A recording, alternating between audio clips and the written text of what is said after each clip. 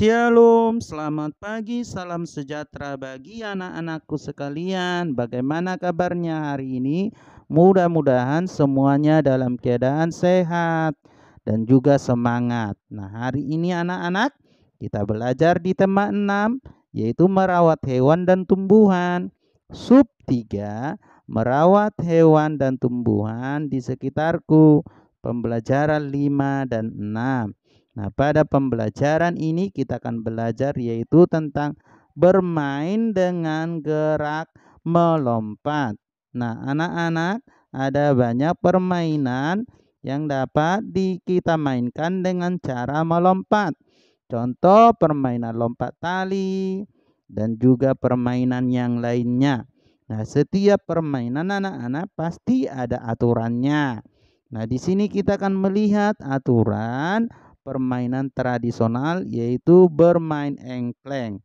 Nah, permainan engkleng adalah permainan tradisional yang sering dimainkan anak-anak. Punya nama lain, ada teplak, ada teklek, ada ikling, dan ada sudamanda. Nah, pertanyaan anak-anak silakan isi di kolom. Apakah nama permainan engkleng di daerah-daerah kalian, di kampung kalian? Ya, tanyakan orang tua, lalu tulis di komentar. Perhatikan gambarnya anak-anak. Aturannya seperti yang pertama, semua pemain melakukan hopping pom. Yang menang mendapatkan giliran pertama. Pemain pertama melemparkan gaco dan tidak boleh melebihi kotak yang telah disediakan. Jika gaco melebihi kotak, maka pemain yang dinyatakan gugur. Lalu nanti dilanjutkan pemain berikutnya.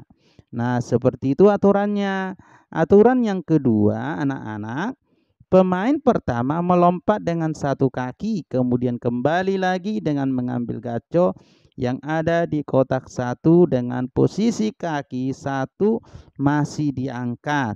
Ya, seperti gambar itu. Ya, boleh ke depan atau boleh ke belakang kakinya. Yang penting satu kaki, ya, tidak boleh dua kaki. Nah, terus anak-anak kita lanjutkan peraturan yang ketiga atau aturan yang ketiga. Selain itu, pemain melemparkan gaco tersebut ke kotak kedua. Jika keluar dari kotak kedua, maka pemain dinyatakan gugur dan diganti oleh pemain berikutnya. Namun jika berhasil, pemain bisa melanjutkan permainannya. Seperti itulah aturannya dalam permainan teklek, ya anak-anak. Lalu berikutnya anak-anak, kita lihat di sini, kemudian jika semua kotak sudah dilewati oleh pemain, maka pemain tersebut melemparkan gaco dengan membelakangi engklengnya. Jika gaco jatuh pada kotak yang dikehendaki, maka kotak itu akan menjadi rumahnya. Dan biasanya dikasih tanda seperti bintang dan tidak boleh diinjak oleh temannya, nanti harus dilangkahin oleh lawannya yang main gaco kalau sudah dapat rumahnya. Pemain yang mendapatkan kotak boleh berhenti di kotak tersebut dengan dua kaki. Pemenangnya adalah pemain yang paling banyak memiliki rumah dari kotak-kotak pada engkleng yang digambar. Jadi kalau makin banyak rumahnya yang dimiliki, itulah pemainnya atau pemenangnya anak-anak. Seperti itu permainan ini. Jadi nanti anak-anak tanyakan juga sama orang tua bagaimana cara memainkannya. Nah, disiplin artinya mematuhi peraturan yang berlaku.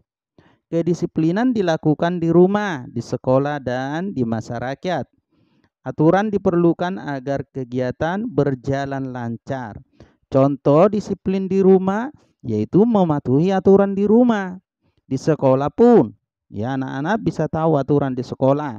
Menggunakan seragam sesuai dengan jadwalnya dan lain sebagainya. Oke, kita lanjut anak-anak tentang menimbang berat benda. Ada banyak benda-benda atau alat-alat benda, perhatikan. Timbangan serta kegunaannya. Timbangan merupakan sebuah alat khusus untuk menimbang suatu benda agar bisa dibandingkan beratnya dengan benda lain. Ada berbagai macam timbangan serta kegunaannya masing-masing. Kita harus mempelajarinya agar kita tidak salah dalam menggunakannya nanti. Oke, langsung aja kita ke jenis timbangan yang pertama, yaitu timbangan pasar. Timbangan ini biasanya digunakan oleh para pedagang pasar untuk menimbang bahan makanan juga buah-buahan.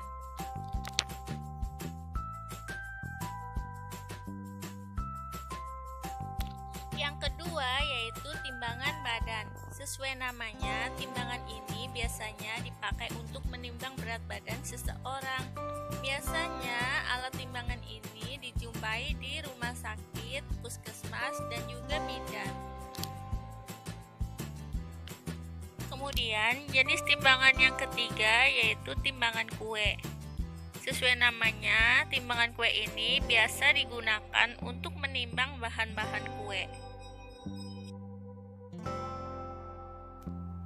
Kemudian yang keempat yaitu timbangan digital. Biasanya timbangan digital ini digunakan untuk menimbang dalam skala kecil, misalnya gram.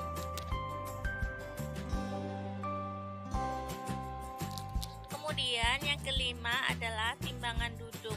Timbangan duduk ini biasanya digunakan untuk menimbang sesuatu yang ukurannya besar atau berat, misalnya beras.